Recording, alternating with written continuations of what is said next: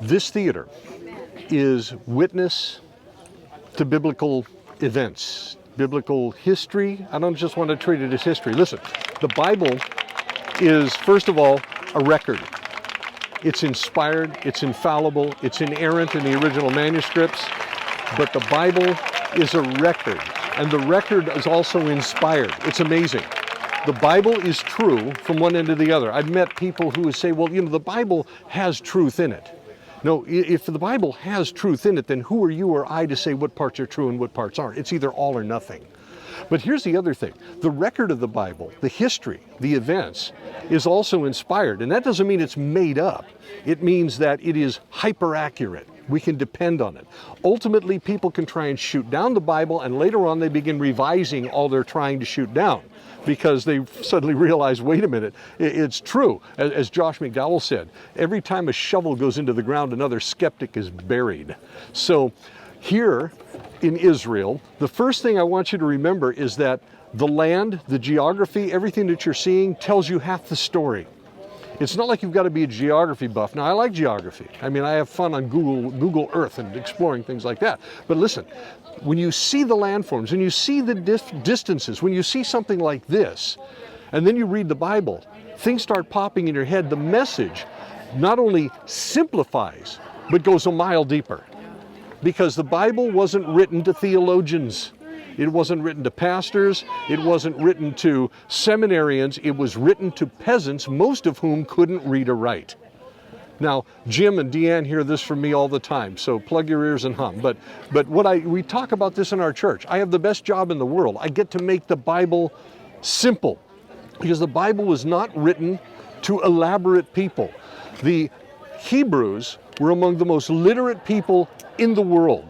As a matter of fact, at that time, they were the most literate people as a people in the world, and only about 8% of them could read. Fewer could even write. I mean, it's just, that's the way it was. And they were the most literate. So when you have people like prophets, and you have the apostles and people writing, the gospel writers, they're not writing to theologians. They're writing to simple people. They want the message understood. The Bible that you carry in your pouch, or you have in your hands right now, that was given to us not to complicate things, but so that God could reveal himself. It's given to us so that we can understand him, that we can know him to the extent to which he's revealed himself. We don't have to make anything up to try and fill in the blanks. If he left blanks, he did it for a reason. The Bible is a revelation. It's not always an explanation. But there's something else you need to know. That here in Israel, in ancient times, and among the people of this world, and people who live further east from here, mainly Arabs, they still have the same mentality, that they don't have a word for history. Now, modern Hebrew does, but ancient Hebrew and ancient people here, they didn't have a word for history. They had a word for memory. We have on our communion table at church, every communion table says, "In remembrance of me." Your church probably has one of these. Ours is in Hebrew. It says, "Sat asula zikroni," which means this makes memories. Because history is something that somebody said about somebody else someplace else. Memories is what runs down your family line, like right into the ground. It runs in the blood. And the Bible is full of memories. And it's giving us what God has told his people. I want you to remember this about me, and I want you to pass it along. And so, as we're here in the theater, most importantly, pun intended, let's set the stage for what's going on. Welcome to Israel. Welcome to the Holy Land.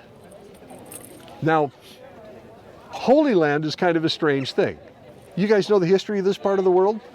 You ever read about, ancient history, all the way down to the Egyptians 4,000 plus years ago? All the way up into the time of the Romans, let's get into the Muslims, Islam coming in. How about the Crusaders and the wars here? This place is waist deep in blood everywhere you go. And this is the Holy Land? What makes it holy? Well, it's important, and Ronnie's going to tell you all about different types of things that make this area the most important land in the world. It's the most important real estate anywhere in the history of the world, throughout history. It still remains that way today. Today for different reasons, but in ancient times for very obvious reasons. Once again, Ronnie will bring all of that up. Can you hear me okay? Mm-hmm. All right. But the conflicts here have been enormous ongoing, bloody, obscene. They really have. So what makes it holy? It's pretty obvious too. It's not so much what happened here as who was here. The who is the Lord Jesus Christ. God became human and decided in his divine sovereign will, he's coming here at a particular time to do what he intended to do from before eternity past to cover all eternity future. And he did it here. So he walked here. This makes the land holy. But we also have the saints, you might say. And I got a little list here of saints that you might want to know about just for here. I mean, if we wanted to name them, we could name everybody in the Bible, but let's just talk about Caesarea. Philip the Evangelist, remember him? He was one of the first deacons. He shows up at first in Acts chapter 6. He's along with Stephen. Stephen was martyred. Philip gets run out of town. He goes into Samaria and a revival breaks out. He gets run out of Jerusalem. He runs into an Ethiopian eunuch. He leads the Ethiopian eunuch to the Messiah, to Jesus. That guy goes down into Ethiopia, down into Cush, way down by Sudan, and suddenly Christianity takes hold and it's never left. It's been down there ever since. It's been under duress a lot of times, but suddenly you have a huge population of people who are touched by one man, Philip. Philip ends up here. After he witnesses to the Ethiopian eunuch, he ends up miraculously, apparently, transported here to Caesarea, where he settles down and has kids. And this is where Philip the Evangelist ended up living. Another person who lived here that you probably heard of, actually hundreds of years later, Eusebius. You ever heard of Eusebius? The great church historian. He's got, I mean, you could read him if you want, you could listen to him on audiobooks, but he goes through church history. Some of what he says can be taken a little tongue-in-cheek, but very important man, but he was from here. But of course, the obvious one, the Apostle Paul. Paul was here. After his conversion, he took ship and went from here, just after he was converted over in Damascus, came back here, got on a ship and went back to Tarsus. But he kept coming back through Caesarea for one reason or another, to go to Jerusalem, to come from Jerusalem, his last journey that he took on his way to Rome. He came down from Jerusalem, got on a ship here, and went off towards Rome. And remember, it ends up in a shipwreck. It goes all kinds of different places. You also had another fellow that we're going to be talking about before we go back to the bus. And his name was Cornelius. I'm going to save him for a little bit later, because it's not a long story, but it's certainly the whole reason why, you ready? The whole reason why, can I say it again? The whole reason why you're even sitting here today. What happened there? Now, there's Paul and Luke. They landed here from Ephesus, where they left Priscilla and Aquila. Paul and Luke also. Hi. Nice to see you. Thanks for looking out. Okay. Paul and Luke arrived here from Tyre, and they stayed with Philip, remember, and his two daughters who were prophetesses, four daughters rather. Paul was in prison here for a couple of years. We'll talk about that in a little bit. And you have other characters in the Bible, but the one that really stands out is this. And the reason why it stands out is because it happened right there, that stage. Now the stage has been restored. Remember, there's a lot of restoration here. These are the original stones right here. If these stones could talk, they could tell you what they saw over in Acts chapter 12. Let me read it to you. First of all, let's set the stage. King Herod Agrippa I. There was Herod the Great, Herod Archelaus, Herod Philip, Herod Antipas, Herod Agrippa I, and then there was Herod Agrippa II. We're talking about Herod Agrippa I. He is a king. He is notorious, he is a politician, and he wants to get in good with the Jews in Jerusalem. So he has James, John's brother, the son of Zebedee, has him executed, has him beheaded. That makes him so popular with the Jewish leadership who are running the temple that he puts Peter in prison and is going to do the same thing to him. But of course, you know the story. The Lord sends an angel, lets Peter out. Peter's like, he doesn't even realize what's going on. It's an angel has to slap him upside the head. Wake up, let's get out of here. When Peter finally finds himself outside the prison, he doesn't even know what to do with himself. Well, the story picks up from there. That Herod now is very, very popular with a lot of people. Plus, he has a lot of power. This area here is a place where grain comes in and out of from Egypt, and there's a lot of crops and things grown here, and they need it up in Sidon, which is north up the coast. Tyre and Sidon are just up that way, not that far driving distance, but of course it's in Lebanon, so we can't go there. But it's up in that direction. A delegation comes down in order to get some trade rights from Herod Agrippa. And Herod Agrippa, of course, he is very flattered by this, because if you've got somebody coming to you for things that they need, that means you're better than them or more powerful than them. And so there's an audience that's going to happen. In Acts chapter 12, verse 19, then Herod went up from Judea to Caesarea, right here. You are now in Caesarea, and you're in this place. From Judea to Caesarea, and stayed there for a while. He had been quarreling with the people of Tyre and Sidon, and they now joined together and sought an audience with him. Having secured the support of Blastus, a trusted personal servant of the king, they asked for peace because they depended on the king's country for their food supply. There it is. On the appointed day, Herod, wearing his royal robes, sat on his throne and delivered a public address to the people.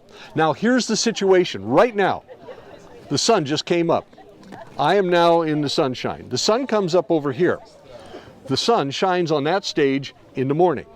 According to Josephus, Herod Agrippa I is wearing a robe that is woven with silver thread, polished, shining silver thread.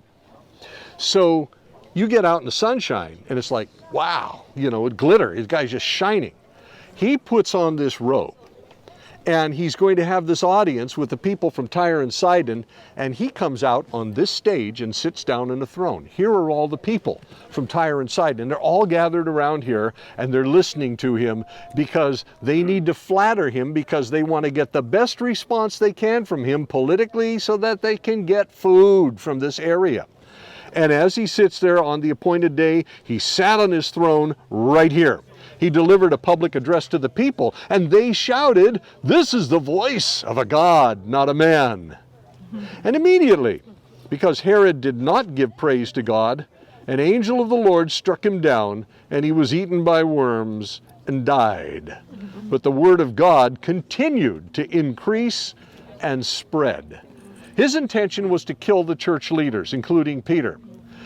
He died, by the way, in the same manner that Herod the Great also died.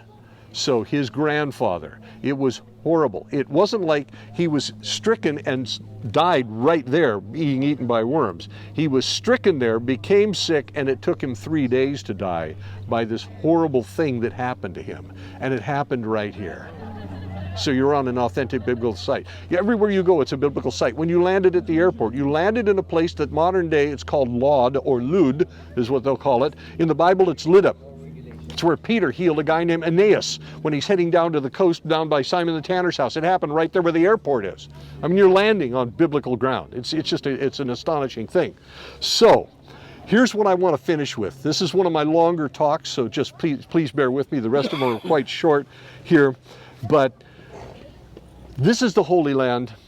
Things happen everywhere you look. The signs that you see when you're driving along, it looks like it's a biblical name. That's because it's named after a biblical thing, a biblical place that was still there. I mean, it's still there today. It might be all built up like city, but it's still the same location. But this place, the people that came from this place, they changed the world because they were saints. Something that I share a lot at my church, and if you've ever been around my church, you know that I keep using this over and over again, that the Bible calls Christians everywhere saints. What does saint mean? It means Holy One. Holy One, that's easy. How about this? Let me just change it. Holy Man. What picture does that bring up in your mind?